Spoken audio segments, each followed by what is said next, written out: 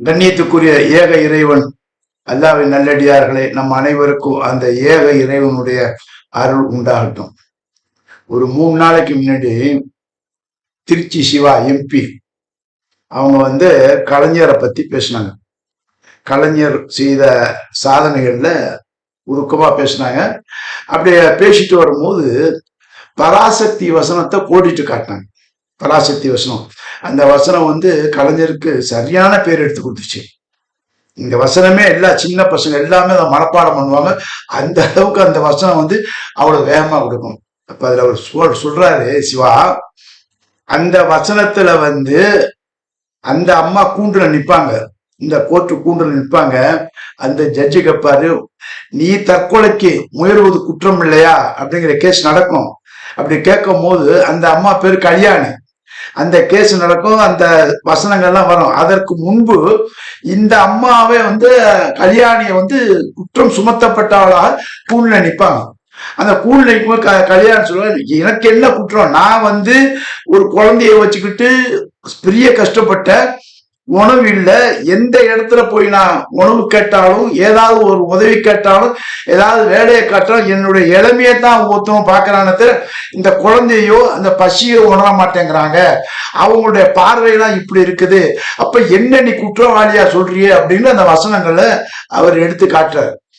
அப்ப அந்த வசனை காட்டும் போது அவர் மேலும் சொல்றாரு, அந்த கல்யாணி குற்றவாளி அப்படின்ற போட்டு சொல்லிட்டு இருக்கும் போது இவர் கலைஞர் எப்போதுமே தன்னுடைய நண்பர்களோடு பீச்சில இரவுல உட்காருவாங்க. அப்ப பல வகையான பேச்சுகள்லாம் அரசியலை பத்தி சமுதாயத்தை பத்தி பேசும்போது இப்படிப்பட்ட இந்த வசனத்தினுடைய இந்த கல்யாணியை நினைக்கும் போது அவரு இந்த கல்யாணிய நினைச்சு வசனம் எழுதுவதற்கு ஒரு தூண்டுதோலா இருந்தது நல்ல தங்கால்.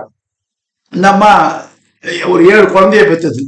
அந்த அம்மா எங்க ஸ்ரீவில்லிபுத்தூர்ல பிறந்து ஸ்ரீவில்லிபுத்தூர்ல திருமணம் பண்ணி, ஸ்ரீவில்லிபுத்தூர்ல பக்கத்து ஊர்ல திருமணம் பண்ணி சிறப்பா புருஷனோட சந்தோஷமா இருந்து பிள்ளைகளை அதிகமா பெற்ற அம்மா அந்த நல்ல தங்கால். காலங்கள் மாறுது. அந்த டைம்ல அந்த அம்மாவுடைய புருஷன் இறந்தவொடனே அந்த அம்மா வறுமைக்கு வந்துடுது. அப்போ நல்ல தங்கால் வறுமைக்கு உடனே இந்த பிள்ளைங்களை வச்சு அதுங்களுக்கு சாப்பாடு கொடுக்க முடியல, வசதி வாய்ப்பெல்லாம் போயிடுச்சு, வறுமைனா பாட்டுது.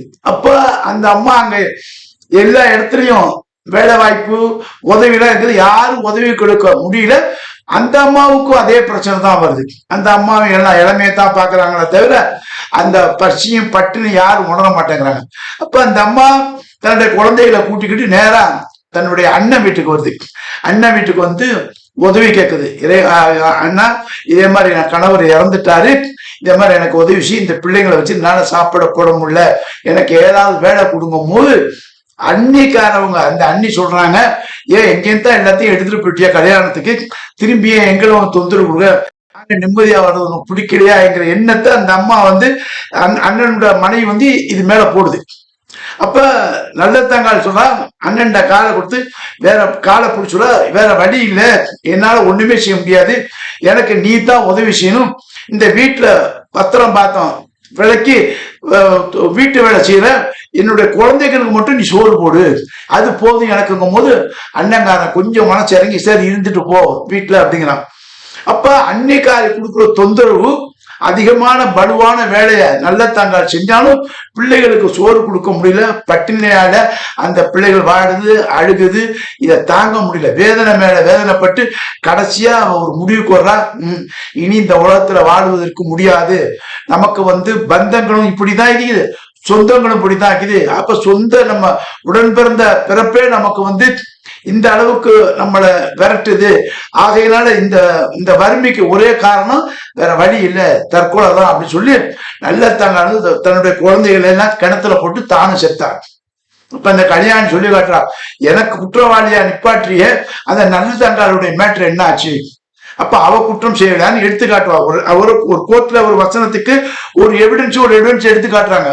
அப்ப கலைஞர் இந்த எண்ணத்தை எப்படி அவர் கொண்டு வர்றாருன்னா, அப்ப பெண்கள் கைவிடப்பட்டு விட்டால், விதவையாக்கப்பட்டால் அவளுக்கு மறுவாழ்வுக்கு ஒரு இடம் இல்லை, சொந்த பந்தம் கூட இப்படி மிரட்டுதே, ஆகையினால இந்த பெண்களுக்கு சொத்துல உரிமை கொடுக்கணும், பங்கு கொடுக்கணும், அதை நம்ம கொண்டு வந்தாதான் இந்த மாதிரி பெண்கள் எல்லாம் கைப்பெண்கள் எல்லாம் காப்பாற்றப்படுவதற்கு ஒரு வழி உண்டாகும் அப்படின்னு கலைஞர் வந்து பெண்களுக்கு சொத்தில் பங்கு உண்டு அவர் சட்டத்தை ஏற்றினாருன்னு சொல்றாரு சிவா. அதை சொல்லிட்டு சொல்றாரு, கலைஞர் அவர்லாம் சும்மா இல்ல, அவர் அண்ணாதுரைட்டு இருந்து வளர்ந்தவர், அண்ணாதுரை ஸ்கூல்ல படித்தவர், அண்ணாதுரை பல்கலைக்கழகத்துல படித்தவர், அண்ணாதுரையும் தட்ட பெருசா பேசுறாரு. அப்ப அண்ணாதுரை என்ன சொன்னாரு, ஒன்றே குலம் ஒருவனே தேவன்டாரு. குலம் ஒண்ணுதான், ஏற்றத்தாழ்வுனா அது கடவுள் ஒண்ணுதான். அப்போ ஒரு குலம் ஒரு தெய்வம் தான். அப்போ ஒரு தெய்வம்ங்கும் போது கலைஞர் கருணாநிதி அந்த தெய்வத்தை இந்த ஒன்றே குலம் ஒருவனே தேவனுங்கிறத அந்த தத்துவத்தை உணர்ந்து அதுலதான் வந்தாருன்னு இவர் சொல்றாரு. அப்ப அந்த தத்துவத்துல வந்தாலும் கலைஞர் அவர்கள் கடவுள் இல்லைங்கிற கோட்பாடு பெரியார் கோட்பாடுலயும் உள்ளவர். அப்படி இருந்தாலும் கலைஞர் அவர்கள் இந்த கல்யாணிக்கு வசனம் பிராசக்தி வசனத்துல கல்யாணியை கொண்டு வந்து வச்சது, அதே சமயத்தை கல்யாணிக்கு வந்து நல்ல தங்கால் கதையை வந்து உதாரணமா எடுத்தது, இதையெல்லாம் பார்க்கும்போது அந்த அறிஞர் ஏன் வந்து அல்லாஹ்வுடைய வேதம் திருக்குரானையே படிச்சிருக்க முடியாது? ஏன்னு கேட்டீங்கன்னா, நல்ல தங்காலுங்கிறது ஒரு கதை தான். ஆனா அந்த கதைக்கு முன்னாடி இறைவன் வந்து ஒரு சட்டத்தை வகுத்திருக்கான்.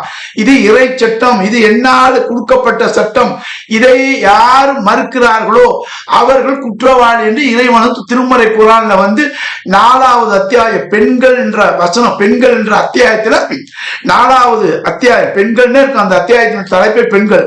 அதுல 7வது வசனம், 4வது அத்தியாயத்துல 11வது வசனம், 12வது வசனம், 4வது அத்தியாயத்தில் 176 வசனம். ஏன்னு கேட்டீங்கன்னா, கலைஞரை வந்து எத்தனையோ முஸ்லிம் பிரமுகர்கள் பார்த்திருப்பாங்க, அவங்க குரானை கொடுத்திருப்பாங்க, அதை அவர் படிச்சிருக்கலாம். நல்லத்தாங்காவை பெரட்டினவர் படிச்சவரு திருக்குறானையும் படிச்சிருப்பாரு. அப்ப திருக்குறானுக்கு வந்து பொழிப்புரை எழுதுறவங்க இருக்காங்க, எத்தனையோ அறிஞர் பெருமக்கள் இருக்காங்க. அப்ப பொழிப்புரை எழுதுனவங்க இருக்கிறாங்க, அதே மாதிரி விளக்க உரையும் எழுதுனவங்க இருப்பாங்க. ஆனா கலைஞர் என்னன்னாக்கா இதுல வந்து சட்ட விதிமுறை எழுதிட்டார். இறைவனுடைய சட்டத்தை விதியாக்குனவரு கலைஞர் தான். இது எனக்கு வந்து இந்த எப்படி படுதுன்னா, இவருடைய பேச்சை கேட்டேன், திருச்சி சிவாவுடைய பேச்சை கேட்டவுடனே இதை வந்து சட்டம் வடிவமாக்குனார்னா ஆல்ரெடி இறை சட்டத்தையே வந்து இவர் வடிவமாக்கி விட்டுட்டார். அப்ப இது வந்து பெண்களுக்கு ஒரு பாதுகாப்பு தான். பெண்களுக்கு மட்டும் இல்ல, தாய் தகப்பன் இருக்காங்க பாருங்க, அந்த தாய் தந்தையர் கூட சொத்துல பங்கு உண்டு இறைவன் சொல்றான். அதனாலதான் இந்த பேச்சை கேட்ட உடனே எனக்கு நேரம் வந்து திருக்குறான் இறைவனுடைய வசனங்கள் இந்த பெண்கள் அத்தியாயம் எனக்கு வந்து அப்படியே மனசுல பட்டது. அதை வந்து இதை நம்ம பலருக்கும் நம்ம ஒரு வகையில இதை நானும் இதை புரிஞ்சுக்கணும், மற்றவங்களுக்கும் இதை புரிய வைக்கணும், இல்ல மற்றவங்களும் இதை தெரிஞ்சுக்கணும் அப்படிங்கிற எண்ணத்துலதான் இந்த பதிவை வந்து பதிய வைக்கிறேன். நன்றி, வசலாம்.